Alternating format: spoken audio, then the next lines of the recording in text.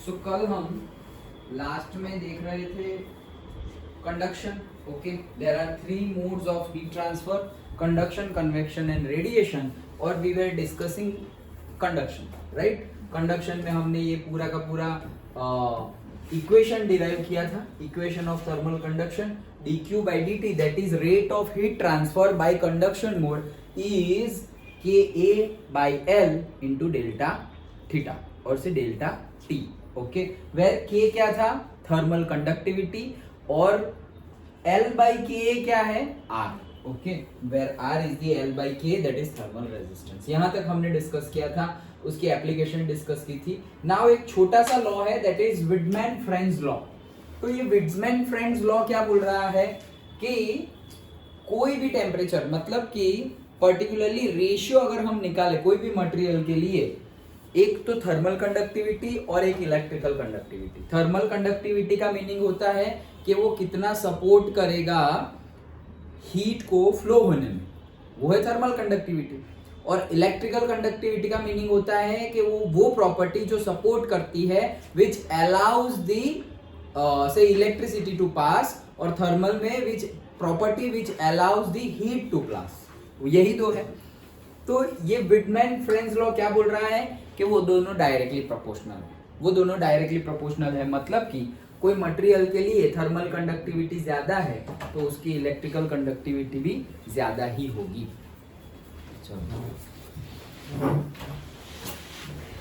हाँ, सो विड्समैन-फ्रेंज law discuss कर रहे हैं हम. तो विड्समैन-फ्रेंज लॉ में क्या बोल रहे हैं?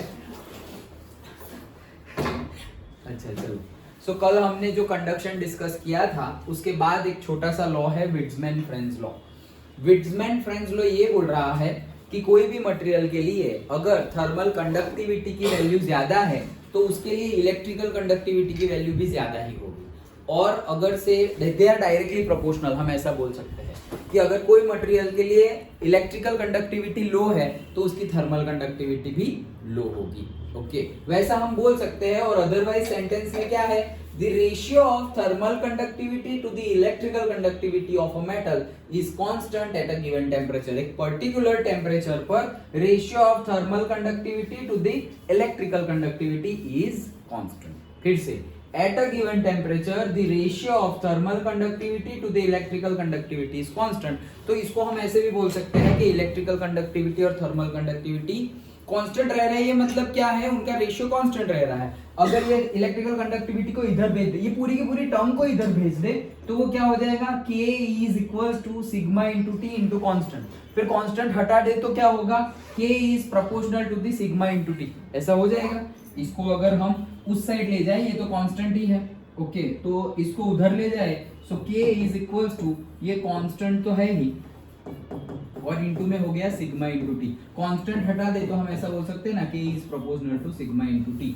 Means at a particular temperature thermal conductivity and electrical conductivity of a material are directly proportional to each other. means अगर कोई मटेरियल है जिसकी इलेक्ट्रिकल कंडक्टिविटी ज्यादा है तो उसकी थर्मल कंडक्टिविटी भी ज्यादा ही होगी, या फिर किसी की इलेक्ट्रिकल कंडक्टिविटी लो है तो उसकी थर्मल कंडक्टिविटी की भी लो ही होगी. जैसे कि हमारे पास से कॉपर है, तो हमें पता है कि कॉपर की इलेक्ट्रिकल कंडक्टिविटी ज्यादा है, तो कॉपर की थर्मल कंडक्टिविटी भी ज्यादा होती है. ओके, इसीलिए सपोज हमारे जो एयर कंडीशनर है, रेफ्रिजरेटर है, उसमें जो कंडेंसर होता है, पीछे की पाइपलाइन जो होती है जिसमें से हमारा वर्किंग फ्लूइड पास होता है, वो कॉपर की बनाई हुई होती है और वो महंगे भी होते हैं. जैसे कि देखो इसमें पर्टिकुलरली अभी क्लास खत्म होने के बाद देखना, तो इस साइड लिखा हुआ है 100% कॉपर. वो जो कॉइल है उसमें 100% कॉपर कॉइल यूज की गई है. मतलब कि कॉपर कॉइल ना यूज करे तो एल्यूमिनियम भी यूज कर सकते थे. पहले के एसी में, अभी भी एसी में एल्यूमिनियम यूज करते हैं. वो सब हम देखते नहीं, हम सिर्फ इतना देखते हैं कि भाई से ये 35,000 का है और ये 40,000 का है, तो ये 35 वाला सस्ता है. तो वो सस्ता है क्यों? उसमें मटेरियल भी सस्ता यूज हुआ है. वो सस्ता इसलिए है क्योंकि उसकी जो बॉडी, उसके जो पार्ट्स है वो भी सारे सस्ते यूज हुए हैं, तो फिर वो सस्ता ही होगा ना. रॉ मटेरियल ही पूरा लो आ रहा है, मार्जिन थोड़ा निकालेगा और सस्ते में बेच देगा. तो सब कुछ देखना होता है. तो इसमें पर्टिकुलरली कॉपर है. अभी कॉपर है तो क्या सर, हमें तो जो एल्यूमिनियम करता है वो भी कॉपर ही करेगा. हमें तो टेम्परेचर चाहिए 24, वो 24 मिल जाएगा. नहीं, अगर एल्यूमिनियम का होगा तो भी तुम्हें 24 मिलेगा, कॉपर का है तो भी तुम्हें 24 मिलेगा, लेकिन इलेक्ट्रिसिटी कंजम्पशन एल्यूमिनियम वाला होगा तो उसमें ज्यादा होगा, तो तुम्हारा लाइट बिल बढ़ जाएगा। ओके, तो हमने जब परचेस करने के टाइम पे हमने 5,000 2,000 बचा लिए, लेकिन अब उसको तुम 5 साल 10 साल यूज कर रहे हो एसी को, तो वो से 200-300 रुपीज हर महीने इलेक्ट्रिसिटी बिल बढ़ता जाएगा, तो वो कई साल में तो उससे भी ज्यादा, जितना सेव किया था उससे ज्यादा हो जाएगा, लाइक दैट।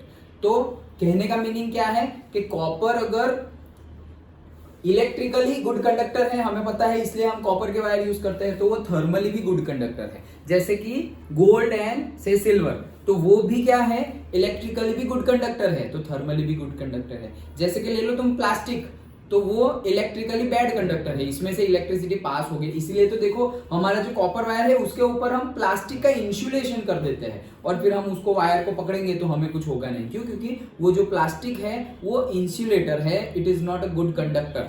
ओके, इंसुलेटर है वो, it is a good insulator but bad conductor, और कॉपर गुड कंडक्टर है, बैड इंसुलेटर है। ओके, तो प्लास्टिक हमने यूज किया, तो प्लास्टिक क्या है, बैड कंडक्टर ऑफ से thermal, bad conductor of heat, तो फिर plastic bad conductor of electricity भी है, दोनों के लिए बैड।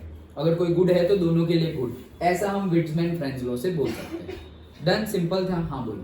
सो पीवी लीड जो आता है, क्या लीड पीवी, हाँ हाँ हाँ हाँ हाँ, तो वो भी इलेक्ट्रिक गुड कंडक्टर है, हाँ तो वो नॉट डेट मच बट हो सकता है। हाँ, तो उसका क्या? तो सर वो भी एक लॉ को फॉलो करेगा। हाँ करेगा, क्यों नहीं करेगा, क्यों, क्या डाउट है उसमें? मतलब करेगा, हाँ करेगा करेगा। ओके, देखो हमें पता है जनरली हम पढ़े थे, याद हो तो, metals are good conductors, non metals are insulators, metals are good conductors, ऐसा तो हम पढ़े थे ना। तो जो भी मेटल्स हैं कंडक्टर तो होंगे, लेकिन कोई ज्यादा होगा कोई कम होगा। जैसे कि भाई कॉपर ज्यादा है compare to the aluminium, aluminium ज्यादा है compare to the iron.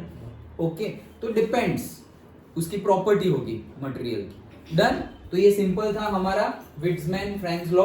Okay, गर्म करेंगे हीट ट्रांसफर होगा, तो थर्मली अगर किसी की कंडक्टिविटी ज्यादा है तो उसकी इलेक्ट्रिकल कंडक्टिविटी भी ज्यादा होगी, अगर लो है तो वो भी इलेक्ट्रिकल और हीट कंडक्टिविटी, थर्मल कंडक्टिविटी दोनों लो होगी। और अगर रेशियो के बारे में बात करें तो at a particular temperature the ratio of thermal conductivity to the electrical conductivity remains same, मतलब के रिमेन्स कांस्टेंट। डन। ओके, तो छोटा सा हमारा विट्जमैन फ्रेंच लॉ था। आगे बढ़ते हैं। ओके, दूसरा छोटा सा लॉ देखते हैं।